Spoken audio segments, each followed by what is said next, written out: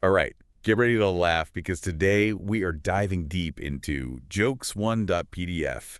It's filled with every kind of joke you can imagine. Puns, riddles, one-liners, you name it, it's probably in here. It really is a treasure chest of humor, like a time capsule showing us how jokes have changed and stayed the same over time. I think a good place to start would be with a classic. Like, a vampire walks into a bar. Okay. He wants a glass of blood. Then another vampire walks in. He also wants a glass of blood. The third vampire walks in and says, I'll have a glass of plasma. Oh, I see where this is going. The bartender goes, okay, 2 bloods and a blood light then. Very clever.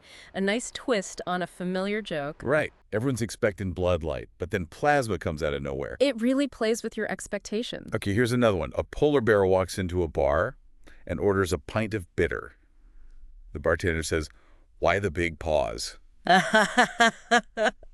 Oh, that's a good one. It's all about the pun pause, sounding like pause. Do Exactly. you think it's going to be a literal question about the bear's pause within the pun? It's a classic for a reason. Okay, how about a riddle? What does an agnostic, dyslexic insomniac do? Hmm. Let me think about this one. They stay up all night wondering if there's a dog. Very clever. Agnostic, wondering if there's a God. Dyslexic, mixing up God and dog. Yep, it all comes together. And it's funny because we all know someone who fits at least one of those descriptions. Sometimes just a simple observation can be hilarious, like helicopters can't really fly. They're just so ugly that the earth immediately repels them. Okay, I see. So ugly they can't even touch the ground. Makes you wonder why they even try. It's the absurdity of it, I think, that makes it funny. For sure. Okay, ready for another animal joke. Why don't scientists trust atoms? Mm. Because they make up everything. Oh, I get it. Atoms make up everything, and they lie. Yep, classic wordplay. Everyone loves a good animal joke. It's true. There's just something about them that's inherently funny. Okay, here's another bar joke. A rope walks into a bar, and the bartender says, hey, we have a drink named after you. The rope says, I'll take it. I'm feeling a little tied down. Ah, that's a good one. I like the play on words with tied down. It makes you think about all the different drinks you could name after a rope. Yeah, like a slip knot or something. Exactly. The possibilities are endless. Okay, let's switch gears to a longer joke. This one's about a snail who gets picked up and thrown across a lawn. 2 years later, there's a knock at the door. Oh, this sounds familiar. The guy who threw him opens the door, and the snail says, hey, what was that all about? Ha ha ha, classic. It's all about the slow build-up, right? Yeah, and it plays on the fact that snails are so slow. Makes you appreciate the payoff even more. It really does. And you know what? This document is just filled with even more great jokes, just like these. We've got magicians turning into restaurants, police officers with questionable evidence, and more puns than you can shake a stick at. Sounds like we've got our work cut out for us. That's for sure. But before we get to all that, we need to take a quick break, so stay tuned, and we'll be right back with more jokes and analysis. I can't wait. It's funny how, even though these jokes come from all different places and times, they still share some common themes. Right, like we've already seen, wordplay and puns are always popular. But there's also that element of surprise, where the joke takes an unexpected turn. What other patterns are we noticing in this collection? Well, one thing that stands out is the use of stereotypes. There are a lot of jokes about different nationalities, like English, Irish, and Scottish. Oh yeah, there are a bunch of those. Yeah. And some are funnier than others. What makes those jokes work, even if they can be a bit offensive sometimes? It's an interesting question. I think part of it is that they tap into these shared cultural understandings, even if the stereotypes themselves aren't accurate or are even outdated. That's like we recognize the stereotype, even if we don't believe it. Exactly, and that recognition can create a connection between the joke teller and the audience. But like you said, some of them can be a bit much. It's a fine line. The humor has to outweigh the potential for offense for the joke to really land. So it's like the joke is poking fun at the stereotype itself, not the people it's supposed to represent. I think that's a good way to put it. Okay, moving on from stereotypes. Yeah. We also see a lot of jokes that are just purely absurd. Like this one, a police officer sees a man driving around with a penguin in the passenger seat. He pulls the guy over and says, take that penguin to the zoo. Okay. The next day, the officer sees the same guy driving around again. The penguin's still in the car, but now he's wearing sunglasses. I like where this is going. The officer pulls him over again and says, I thought I told you to take that penguin to the zoo. And the guy says, I did. We had such a great time. Today we're going to the beach. That's great. It's just so ridiculous. It really makes you wonder what the penguin thinks about all this. I know, right? Okay, here's another one that plays with absurdity. Two cannibals are eating a clown. One says to the other, "Does this taste funny to you?" Huh. Oh, wow. That's dark. I know, right? But it's also kind of funny. I guess it's that unexpected twist. You're thinking about the clown's makeup and then that punchline. It definitely catches you off guard. Okay, let's get back to those longer jokes we were talking about before. This one's about a guy who goes to a doctor and says, "Doctor, I think I'm a moth." The doctor says, "Well, I'm a general practitioner. You need to see a psychiatrist." The guy says, "Yeah, I know, but your light was on."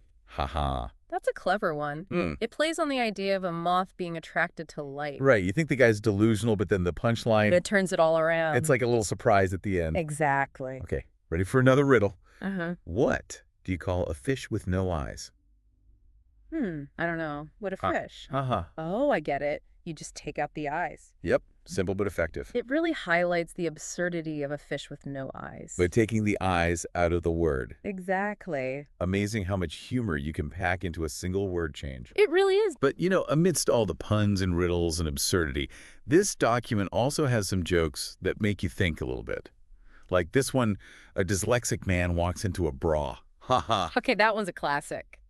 What do you think? Is it just silly wordplay, or is there something more going on there? I think it's both. On the surface, it's a pun, obviously, playing on the word bar. Right. But it also kind of touches on the challenges of dyslexia. Yeah, in a lighthearted way. Exactly. So it's like the joke is inviting us to laugh at ourselves a little bit. And to see the humor in everyday mistakes. Which is something we can all relate to. Definitely. Speaking of relatable, let's talk about those bar jokes again. What is it about that setting that seems to lend itself so well to humor?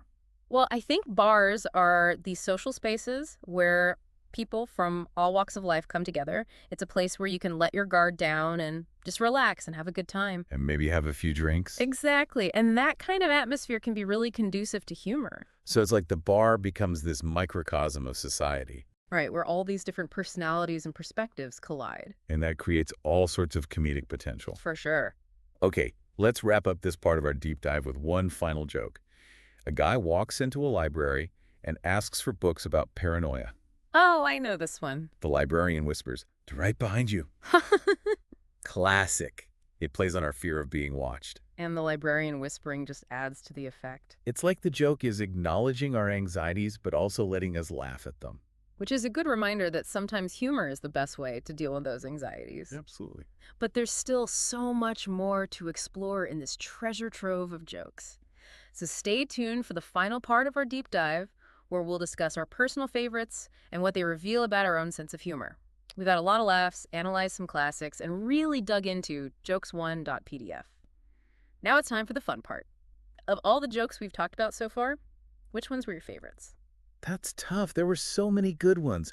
I think I'm always drawn to jokes that combine wordplay with absurdity. Oh, for sure. Those are the best. Like, you think you know where the joke's going, and then it just takes this crazy left turn. Exactly. It's that element of surprise that gets me every time. Do you have a specific favorite from this collection? One that really stuck with me was the one about the magician walking down the street and turning into a restaurant. Oh, yeah, that one's great. It's just so unexpected. Like, how do you even come up with that? It's like a visual gag that you can't get out of your head. Exactly. My favorite was the one about the snail that gets thrown across the lawn. And then 2 years later, he shows up at the guy's door and says, "Hey, what was that all about?" Yeah, that one's a classic. I just love the slow build-up. The payoff is so worth it. It really is. It's a good reminder that patience can be funny. Now, were there any jokes that you liked at first, but then they kind of lost their appeal? Yeah, I think some of the jokes that rely heavily on stereotypes, they might get a chuckle at first, but then you start to think about it more, and they don't really hold up. I agree. Humor is constantly changing.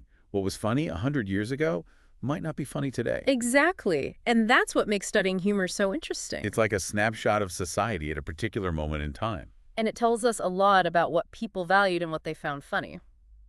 Okay, as we wrap up this deep dive into jokes1.pdf, what's the one thing you hope our listeners take away from this episode?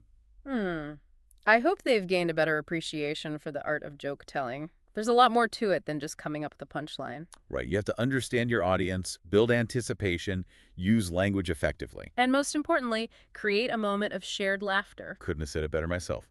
So to all our listeners out there, keep laughing, keep telling jokes, and remember, a good laugh is always worth sharing.